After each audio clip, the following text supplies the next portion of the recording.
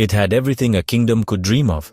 A legitimate monarch with the pedigree of the Prophet's bloodline, the backing of one of the most powerful empires in the world, and the holy cities of Mecca and Medina at its heart. And yet, within a single decade, this desert throne crumbled into dust, forgotten in the shadow of a rising dynasty.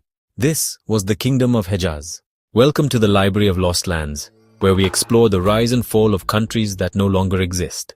The Kingdom of Hejaz existed from 1916 to 1925, stretching along the western coast of the Arabian Peninsula.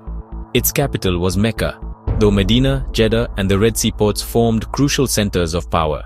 At its height, the kingdom held a population of roughly 750,000 people, speaking Arabic and living under the deep shadow of Islam, as the land encompassed the two holiest sites of the faith.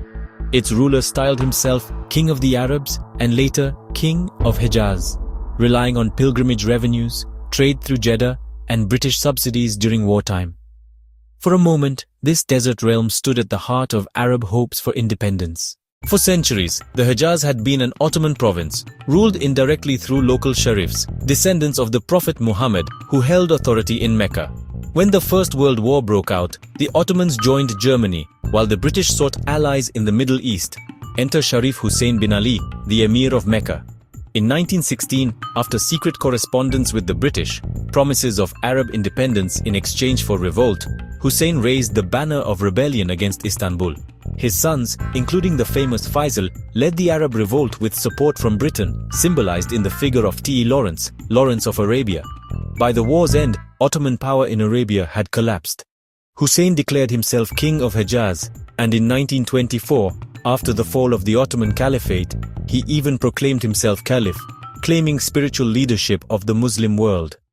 The Kingdom of Hejaz stood as the heart of Arab independence dreams. It controlled the pilgrimage routes of Islam, and its king was a direct descendant of the Prophet. Backed by Britain during the war, Hussein imagined his realm as the nucleus of a vast Arab state stretching from Aleppo to Aden. For many Arabs, Hejaz symbolized dignity after centuries of Ottoman rule. Its independence was greeted with pride, and pilgrims passing through Mecca and Medina felt the change. Even in Europe, the new kingdom was recognized diplomatically, standing briefly as an equal among nations. But the promises made to Hussein proved hollow. Britain and France secretly carved up the Middle East through the Sykes-Picot Agreement, and later installed mandates in Syria, Lebanon, Palestine, and Iraq. Instead of ruling over a great Arab empire, Hussein found himself king of a thin strip of desert, and even there, his authority was fragile. To the east, a rival was rising, Abdulaziz ibn Saud, the leader of the Wahhabi-backed Emirate of Najd. His warriors, the Ikhwan, were zealous, disciplined, and expansionist. Britain, once Hussein's sponsor, began shifting support toward Ibn Saud, who seemed more reliable for securing stability in Arabia. When Hussein proclaimed himself Caliph in 1924, hoping to bolster his position, the wider Muslim world rejected the claim, and his rivals seized the opportunity. In 1924, Ibn Saud's forces swept into the Hejaz. Medina surrendered, Mecca fell soon after, and by 1925, Jeddah was under siege. Isolated, abandoned by Britain, and betrayed by his earlier allies, Hussein abdicated in favor of his son Ali, who soon lost everything. By December 1925, the Kingdom of Hejaz was no more. It was absorbed into Ibn Saud's expanding realm, and within a few years, became part of the new Kingdom of Saudi Arabia. Hussein fled into exile, first to Cyprus, then to Amman, under the protection of his son Faisal, who had become king of Iraq, and Abdullah, who became ruler of Transjordan.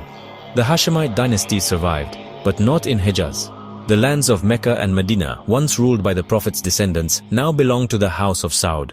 The clash between Hashemite legitimacy and Saudi power had been decided, reshaping Arabia forever. The Hejaz survives in name only, as a region of western Saudi Arabia.